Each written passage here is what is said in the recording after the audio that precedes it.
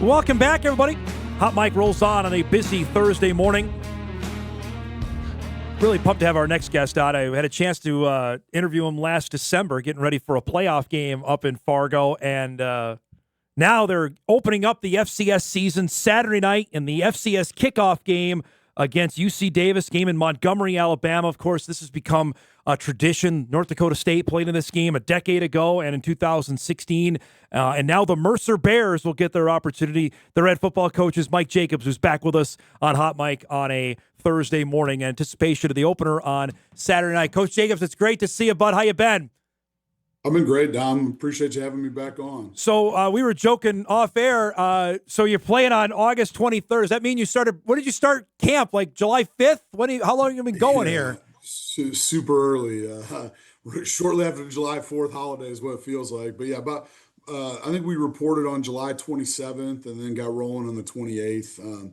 They limit the amount of practices you can have before the first game to 25. So we'll utilize all that time, and we've had a good run at camp. We're about 3 weeks of camp, and we just started school here on Tuesday at Mercer, so our guys are first week of classes, first game, the whole shooting match in 1 week here. But we're ready to roll. When did you find out that you got selected for this game, and how big a deal is it that your team got picked to play in this spotlight game? Yeah, it was shortly after. I don't even remember, to be honest with you. They'd started talking to me that they had reached out to our athletic department because we had played in it in 2023 prior to me getting here. Mercer played in North Alabama. And so, they were interested in having us again, obviously with our success, and they were looking for, a game that maybe wouldn't be against teams that had played very often or at all. And so, I think anytime you got an opportunity to play on national television and put, not just our football program and our athletic department, but Mercer University on the national stage, I think it's a no-brainer. And then to be able to do it and play in a huge game like we're going to play in against UC Davis is pretty cool. This is no easing into the season. This is a top 10 opponent you're playing. Describe that with the preparation. It's not like you're playing a non-conference game, and it doesn't necessarily, and I know it's a non-conference one, but this is a top 10 non-conference opponent you got. Yeah, we're not just sticking our toes in the water. We're cannonball into this 25 season. And so, listen, I think the one thing it does immediately is it captures your players' attention, right? Like you can't, there is not room for some of the things that sometimes normally happen where you can kind of ease into a season, or like we have to be on it. And we're playing a highly disciplined team that's physical. It's got a bunch of, they got a good core returning starters. They've done a nice job in the portal. And so, we have to be ready to go, and we have to be in more than midseason form if we want to be successful. We talked about it, the game that ended your season last year up here on ABC. What did that do exposure-wise, not just for the football team? I'll ask for the football team, but also for the school. Did you get the kind of bounce out of that you were hoping for? I think so. I think we have our biggest admissions class that we've ever had in terms of students here at Mercer, or close to it. And, I just think, again, as folks become more aware of what we're doing outside of the Southeast region, it's twice now in back-to-back years where we've gone up to the Dakotas and not, unfortunately not had the success we wanted, but you see the incremental improvement. And, we want to be a national program, and you have to play in games like that on national television against uncommon opponents. And, we're getting to do it again right now, right off the bat. And, we want to do that. We want to be a national program, and we look forward to these types of opportunities. To see what you've seen the last couple of years, knowing full well, is that like, all right, I know exactly what we have to get to. If we want to be in the conversation, this is what we've got to reach to? Yeah, I think so. I mean, I think you just, it makes you keenly aware of the line of scrimmage. To me, like that's the greatest difference. I thought, probably defensively with a little more veteran crew last year. I think even if you talk to some of those Bison guys, like we're pretty darn good on defense. And I think we were capable of competing for a national championship. And It wasn't that we were bad on offense. We just knew we had a little bit further to go as we transitioned out of some of the body types that the previous staff was looking for. And, we looked to get bigger and stronger on the offensive line in particular. And so that's still been an area of emphasis for us. Well, you got to be good because I'm looking at the guys that transferred out, and there's a couple that went to the SEC. Your starting quarterback went to Oklahoma. So you must have had some pretty good players last year, which is unfortunately what happens when you're a team at this level, that the big boys are going to come calling. Yeah. And you know what? Like, I mean, yes, unfortunately, and in today's day and age, like it means we're attracting the right kids, and Right. more importantly, we're developing them once they're here. And I'd love to have a finder's fee of some sort, but like get a little bit of a Yes. little bit of scratch for our time. But good for those kids and their opportunities, and financially, I mean, we do well for the FCS level. Like we're not competitive. We're highly competitive. But some of those, Virginia Tech, Oklahoma, Georgia Tech, like they got deeper pockets than we do, and they provide unique and opportunities for our kids. And we wish them all the best. But it's our job now to not just dive into the portal, but continue to recruit high-end high school kids. I think that's the one thing with the portal is Yeah. there's the availability of higher end high school kids is increasing, in my opinion, because more and more of the Power Fours are trying to take the ready-made guy from either G5 or high-end FCS schools such as us. When those conversations happen with a guy, do they come and talk to you, a guy that's going to move on, or is that something that there's little to no interaction? Yeah, I've seen a little bit of both. I mean, to me, we encourage it. Listen, like, I'd rather be open and honest about what's going on than be surprised by anything or be slinking around the background. Yeah. Again, I've mentioned it on a few of these things, man. I'm all for kids having an opportunity to transfer if it's not working out, right? Like that happens in life. I'd like there be some sort of limit. I'm all for them getting paid. Um, the thing that's bothersome to me really is the advent of these, quote unquote agents Yeah. that are working on these guys behind the scenes. And it may be kids that are perfectly happy where they're at and content with what they got going on.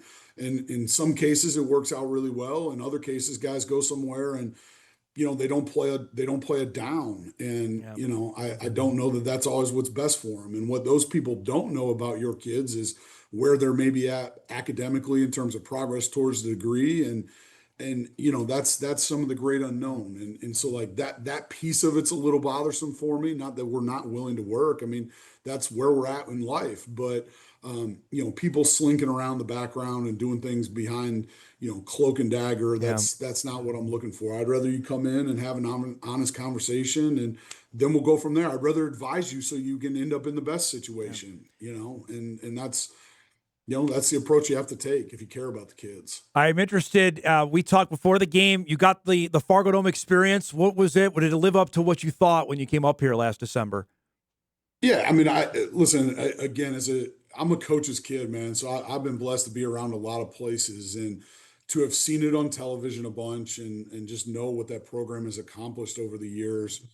I think that those guys, that's a one-on-one fan base. That's a one-on-one unique experience, and I'd love for Five Star to recreate that. I think we struggled to compete a little bit more with some competition in terms of, a lot of Georgia Bulldogs in the state of Georgia that watch those games and go to those games up in Athens. But certainly unique experience. Certainly, I think I hope those fans understand how good the product is that a couple of different coaches between Coach Entz and what Coach is doing there right now. Like those guys have put great product on the field and obviously have had a ton of success. You have a trip to Auburn this year. Can you describe that and the anticipation for your fan base of to end the regular season? That's the last game of playing at Auburn. Yeah, we were at Alabama last year, and I do think it's great, like in the sense that the Big Ten's kind of gotten away from it. Ohio State always used to at least play some MAC schools or Youngstown State, Yep. and you don't see that as much in the Big Ten, and the SECs and the ACC for that matter have still kept some of these Southern schools in the mix, and It's good fiscally for our athletic department. It's good for our program to be on the national stage. It's good for our kids to have an opportunity to compete, because the reality is, like, a lot of them growing up, they wanted to play in the SEC. And so that affords them the opportunity. And, we look forward to it. I'd love for it not to be the last week of the season, but that's where the scheduling gods have us. That's pretty neat, though, for your players. Alabama and Auburn, especially from where you recruit, that's got to be monstrous for you guys. Yeah, it's massive. And to go out there and try to compete and, just play our best football. You and NDSU have something in similar, because you're both playing at the Citadel this year. The Bison are opening there next week. What do you know? What can you tell us about Coach Drayton, and what kind of what team the Bison may be seeing a week from now? Yeah, I have a ton of respect for what Coach Drayton's done. I think he's built that thing the right way. That's a very unique situation with the military school aspect of it. And they've become competitive in a hurry with him at the helm. They're going to play elite special teams. That's his background in the NFL and at high level of college football. And both of their specialists, really all three, the snapper and the kicker and the punter, are all some of the best in our conference. And they have tremendous game day atmosphere with kind of the pomp and circumstance. And it should be a really cool place to play, and you're going to get a good opponent who's disciplined and well coached. We're going to get the Bison to Macon here anytime. Can you make that happen? I don't know. I'd rather they can return the favor when it's nice and hot. I'll give it to them then, right? If we got to come north in December, then yeah, they owe us one in August. Hey, let's go. Sign me up for that. Your league also just added Tennessee Tech. What do you make of going and add another school in that part of the world? How good is that for the SoCon going forward? Yeah, I think I give our commissioner quite a bit of credit. I'd rather be proactive in today's day and age in terms of moving the conference forward and adding quality members. They fit our geographic region. They're a school that, if you just look at what they're doing, they're committed to football at a high level. They're competitive in the conference they've been playing in. Coach Wilder's done a great job building out the program at Old Dominion when he started that program, and then he's quickly turned them around. And so, we're getting a really quality football team that was on the cusp of the playoffs last year. So anytime you can add that in your geographic footprint, I think it's a great thing. This was so good. Thanks so much for doing this. You got a bunch of fans up here. Good luck on Saturday night, and we'll be following throughout the year, okay? You bet. Travel safe down to Charleston. Good luck. Thanks, Coach. Mike Jacobs, head coach of the Mercer Bears, joining us. Mercer plays on Saturday night against UC Davis, 6 o'clock on ESPN. Of course, Mercer ended its season last year to North Dakota State in the FCS quarterfinals. Again, I'm just looking at the guys that Mercer lost. Their starting quarterback, Whit Neubauer, transferred. He went to Oklahoma. Again, let me just make that again. Couple of their standout defensive linemen. One went Virginia Tech. Another went to Georgia Tech. Another guy went to Ole Miss.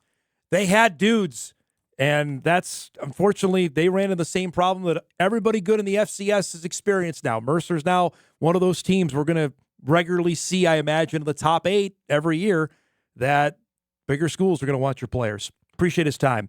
All right, we're way overdue. Let's get caught up here. We come back. In my hands, this is it.